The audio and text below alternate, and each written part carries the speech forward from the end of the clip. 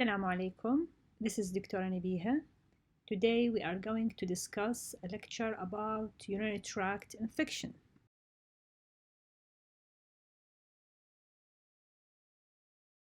In this lecture, we are going to speak about urinary tract infection, its epidemiology, the causes of it, the pathology, the risk factor to have urinary tract infection in pediatric, what are the clinical manifestations of urinary tract infection, how can we reach a diagnosis and treatment of urinary tract infection, and lastly, we are going to speak about vascular reflux.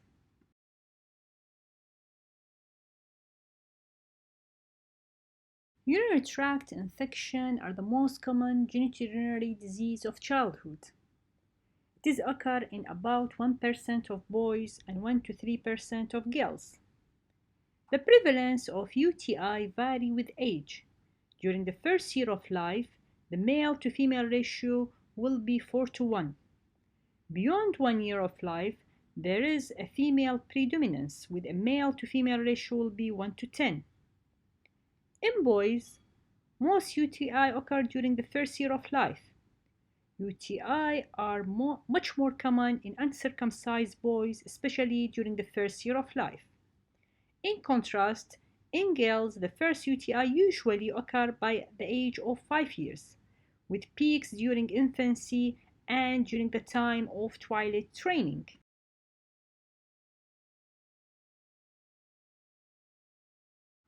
Urinary tract infections are caused primarily by colonic bacteria. The most common organism in both sexes will be E. coli. In girls, 75% to 90% of all infections are caused by E. coli, followed by Klebsiella and Proteus. Although E. coli also are the most common organism in male, most series report that in boys older than 1 year of age, Proteus is as common as a cause as E. coli. Others report a predominance of gram-positive organism in boys. Staphylococcus saprophyticus and Enterococcus are pathogen in both sexes. Adenovirus and other viral infection also can occur, especially as a cause of cystitis with gross hematuria.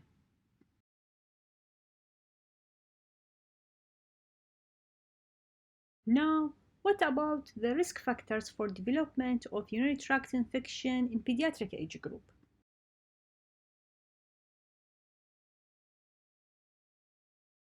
Female gender is considered to be a risk factor for urinary tract infection. This is because of short urethra.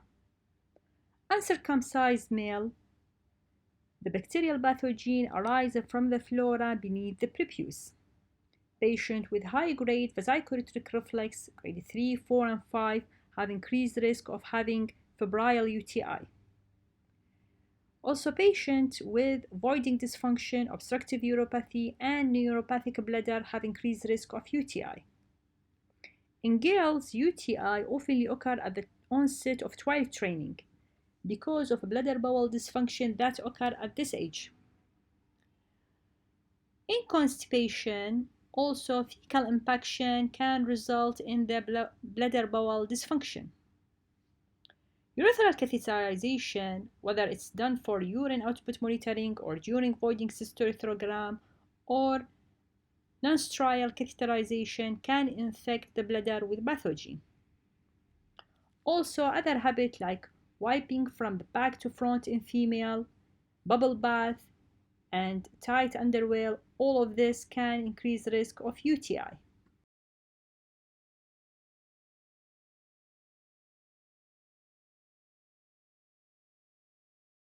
The clinical manifestation of urinary tract infection is mainly depend on the age of the patient. For example, a patient during neonatal period will have a more generalized symptom like failure to thrive, feeding problem, loose bowel motion and vomiting, fever, and some of them will having jaundice.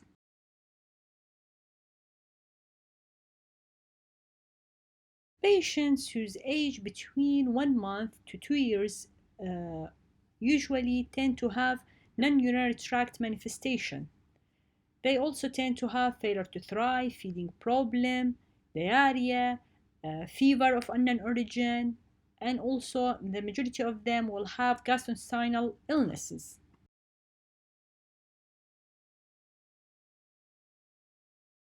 And older children whose age between 2 to 6 years, they may have GIT symptom associated with the classical sign of UTI. They tend to have urgency, dysuria, frequency, and abdominal pain. While children at the age 6 years up to 18 years, they most commonly will have the classical urinary tract infection symptom. They will have urgency, frequency, abdominal, flank pain as the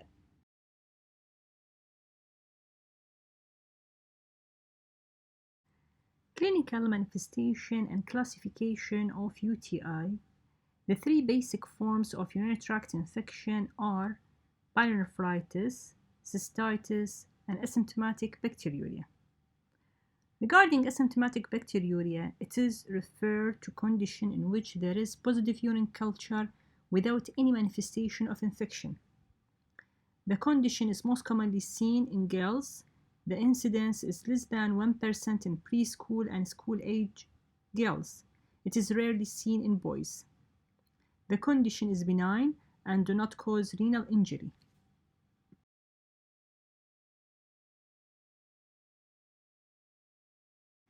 Cystitis indicate that there is a bladder involvement.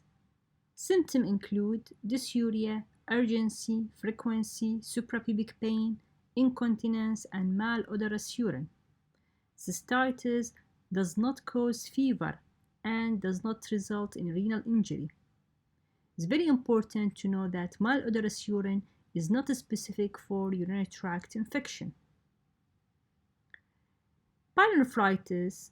Clinical pyelonephritis characterized by any or all of the following: abdominal, back or flank pain, fever, malaise, nausea and vomiting, and occasionally diarrhea. Fever may be the only manifestation. Newborn can show non-specific symptoms such as poor feeding, irritability, jaundice, and weight loss. Pyelonephritis is the most common serious bacterial infection in infants that's younger than 24 months of age who have fever without any obvious focus.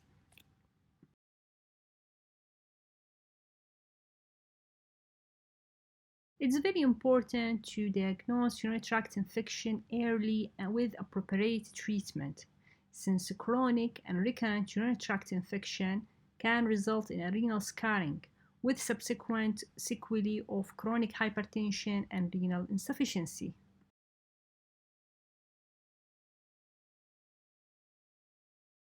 Urinary tract infection may be suspected based on the symptoms or finding on the general urine exam or both. So diagnosis is usually based on the presence of symptoms, urinalysis, urine culture, and lastly, imaging studies.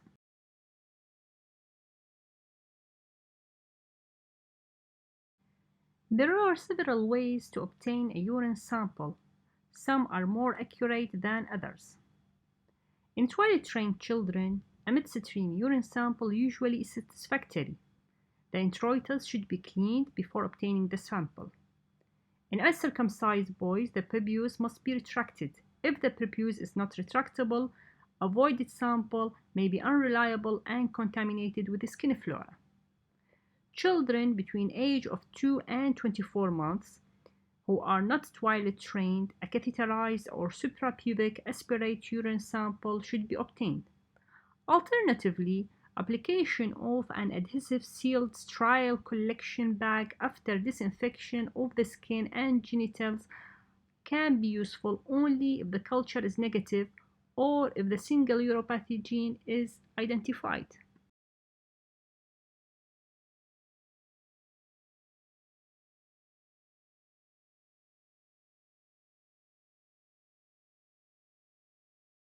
The presence of leukocyte on a urine microscopy suggests infection. However, infection can occur in the absence of pyuria. This finding is more a confirmatory more than diagnostic. We use nitrite and leukocyte esterase, which are usually positive in infected urine. Microscopic hematuria is common in acute cystitis. However, microhematuria alone does not suggest UTI.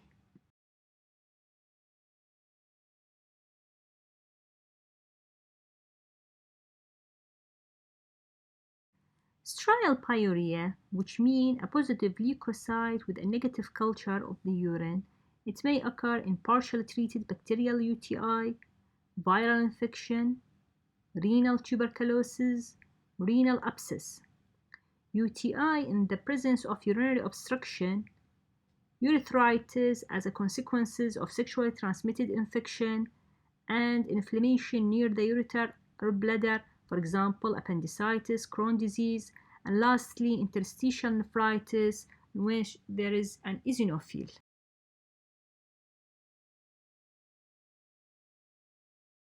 Regarding urine culture, the patient is said to have urinary tract infection if the culture shows more than 50,000 colony of single pathogen regardless of presence of the symptom.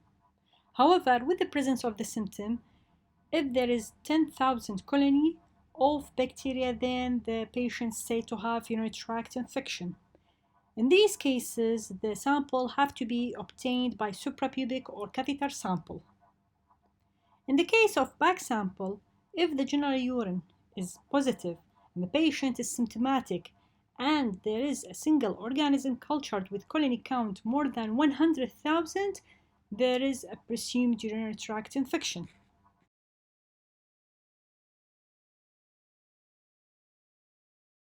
With acute renal infection, leukocytosis, neutrophilia, and elevated serum ESR, C-reactive protein are common. However, these are all non-specific markers of inflammation, and their elevation does not prove that the child has acute pyelonephritis.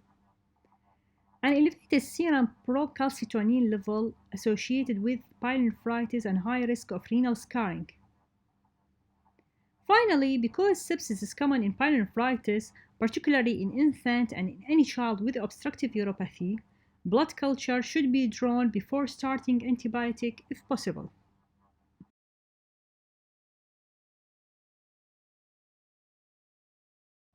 Imaging studies in children with febrile UTI.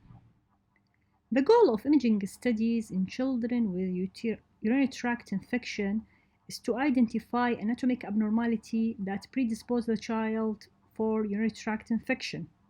Also, to determine whether there is an active renal involvement and to assess whether renal function is normal or at risk. First investigation is imaging study is your ultrasound of the kidney. Ultrasound of the kidney is indicated initially for all infants with UTI to exclude obstruction and also to determine the size of the kidney. It's helpful to rule out hydronephrosis and the presence of renal abscess.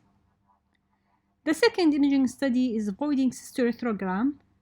It is indicated if the ultrasound study is abnormal or the patient has atypical feature or in patient with recurrent febrile UTI. The time of performance of voiding cystoarthrogram is usually 2 to 6 weeks after treatment.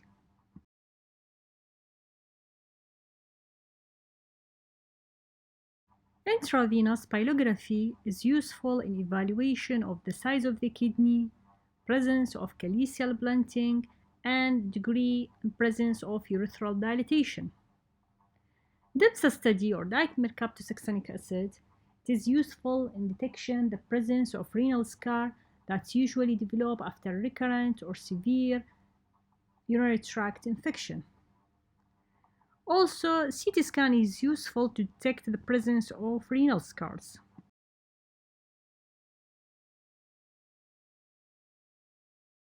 Treatment of urinary tract infection. Acute cystitis should be treated adequately in order to prevent the progression of the infection for development of pyelonephritis. If the patient has severe symptoms, then presumptive treatment should be started pending the result of the culture. However, if the symptom of the patient is mild or the diagnosis is doubtful, then treatment can be delayed until the result of the culture is known. If treatment is initiated before result of the culture, then a 3 to 5 days course of therapy with one of these antibiotics should be used. The first choice is usually trimethoprim sulfamethoxazole, which is effective against many strains of E. coli. The second option is nitrofurantoin, which has the advantage of being active against Klebsiella and Enterobacter. Lastly, amoxicillin. It's also effective as initial treatment, however, it has a high rate of bacterial resistance.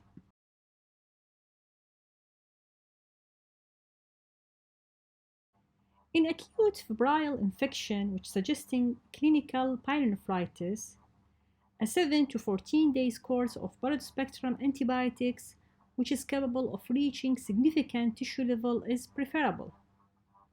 There are some indications that the patient have to be admitted to the hospital for IV rehydration and IV antibiotics. For example, if the patient is dehydrated, having vomiting, is unable to drink fluid, if the patient is younger than 1 month, or have complicated infection, or in whom urosepsis is possible.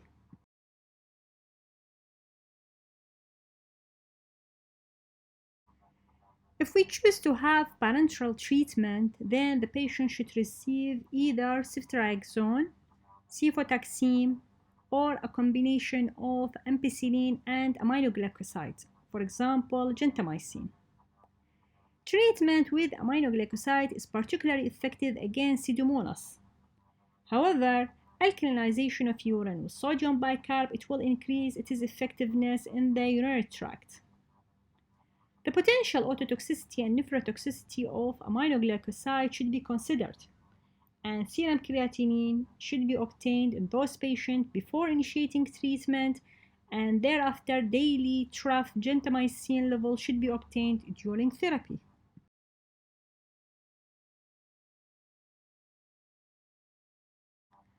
We also have an option to giving oral third generation cephalosporin such as cefixime. This is as effective as parenteral ceftriaxone against a variety of gram-negative organisms.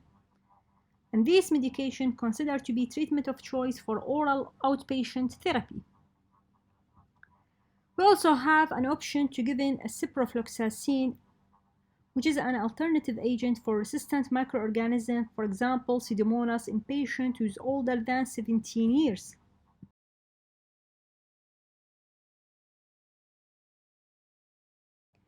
A urine culture 1 week after termination of treatment of UTI to ensure that the urine is sterile. However, it is not routinely needed. Putting in mind that urine culture that's performed during treatment is almost invariably is negative. There are some urological conditions for recurrent UTI that may benefit from long-term prophylaxis, which include neuropathic bladder, patient with urinary tract stasis and obstruction and urinary calculi, or if the patient has severe reflux. In those children with recurrent UTI, antimicrobial prophylaxis using either trimethoprim or nitrofurantoin at 1/3 of the normal therapeutic dose once a day.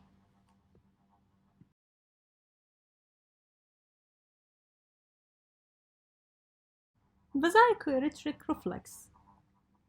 Vasochoretric reflex describes the retrograde flow of the urine from the bladder up to the ureter and the kidney. Vasochoretric reflex usually is congenital and often is familial. It affects 1 to 2% of children.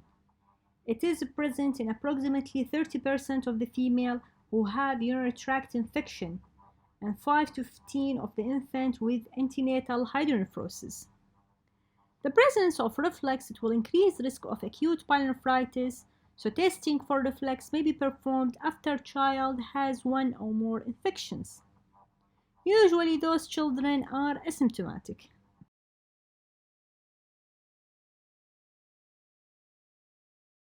As you can see in this figure, vesicular reflex is divided into 5 grades based on the appearance of the urinary tract on the contrast voiding cystoethrogram.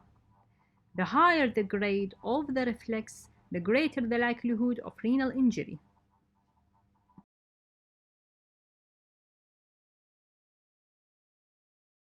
Clinical manifestation of vesicular reflex. Vesicular reflex is usually asymptomatic and discovered during evaluation of urinary tract infection. Among those patients, about 80% are female, and the average time of diagnosis is 2 to 3 years. However, patients with primary reflux was discovered during antenatal hydronephrosis, the majority of them will be male, and the reflex grade is usually higher than those in girls who's diagnosed following UTI.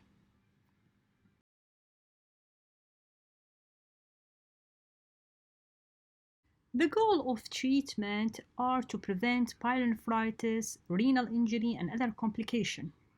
Medical therapy is based on the principle that reflux often resolve over time and that if UTI can be prevented, the morbidity or complication of reflux may be avoided without surgery. Medical management is recommended in children with a grade 1 to 3 reflux. A trial of medical treatment is indicated in patients with a grade 4. Of the patient with a grade 5, surgery is the only option.